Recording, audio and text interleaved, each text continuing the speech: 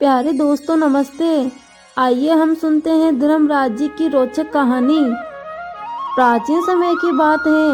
किसी गांव में एक बुढ़िया माई रहा करती थी। वो नित नियम से भगवान के व्रत करा करती थी।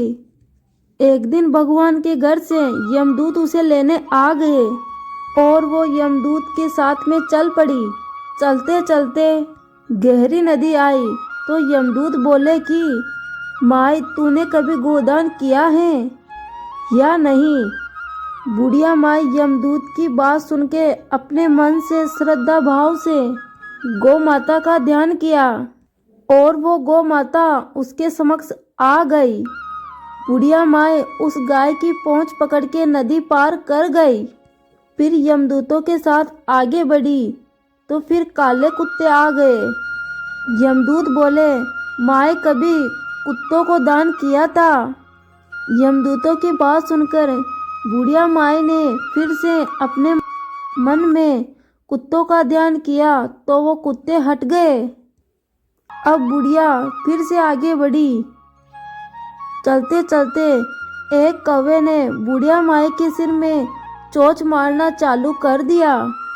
यमदूत बोले माई ब्राह्मण की बेटी के सिर में कभी तेल लगाया था। बुढ़िया माई ने ब्राह्मण की बेटी का ध्यान किया तो कौवे ने चोंच मारना बंद कर दिया। फिर कुछ आगे बढ़े तो बुढ़िया के सिर में कांटे चुभने लगे। यमदूत फिर बोले माई किसी को खटौ दान किया था। बुढ़िया ने ध्यान किया तो खटौ उसके पैरों में आ गए और बुढ़िया फिर आगे बढ़ी। जब यमलोक लेके गए तो चित्रगुप्त जी महाराज बोले हे धर्मराज जी महाराज, इस बुढ़िया ने दान पुण्य बहुत किया है, लेकिन आपकी कोई कहानी सुनी ना ही कोई आपके नाम का दान पुण्य किया, तो मैं इनके लिए परम धाम का दरवाजा कैसे खोल दूं।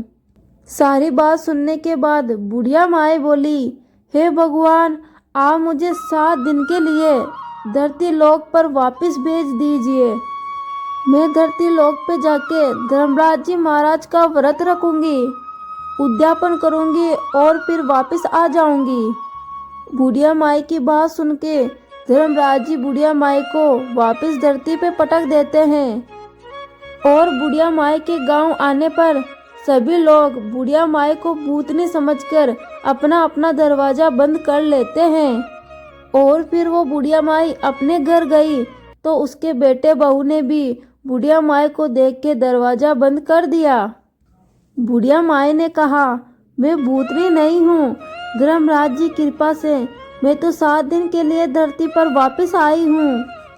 इन दिनों में मैं धर्मराज जी का व्रत करूँगी और उद्यापन करके मैं वापस धर्मराज जी के पास चली जाऊंगी।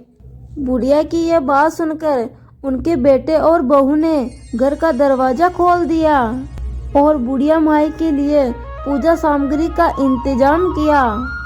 लेकिन जब बुढ़िया माई कहानी कहती तब वो उखार नहीं भरते थे और फिर इसे बुढ़िया माई अपनी पड़ोसन को कहानी सुनाती और उससे उखार भरवाती। 7 दिन की पूजा उद्यापन के बाद धर्मराज जी बुढ़िया के लिए विमान भेजते हैं। स्वर्ग का विमान देखकर उसके बेटा बहू के साथ सारे गांव वाले जाने के लिए तैयार हो जाते हैं। बुढ़िया माई ने कहा तुम जाने के लिए कहाँ तैयार हो रहे हो, मेरी कहानी तो पड़ोसन ने सुनी थी, इसलिए वो ही मेरे साथ जाएगी।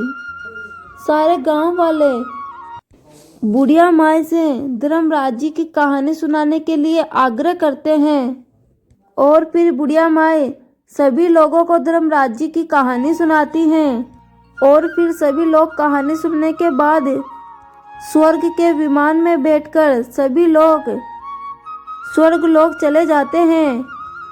धर्मराज जी कहते हैं मैंने तो केवल विमान बुढ़िया माई को लेने के लिए भेजा था।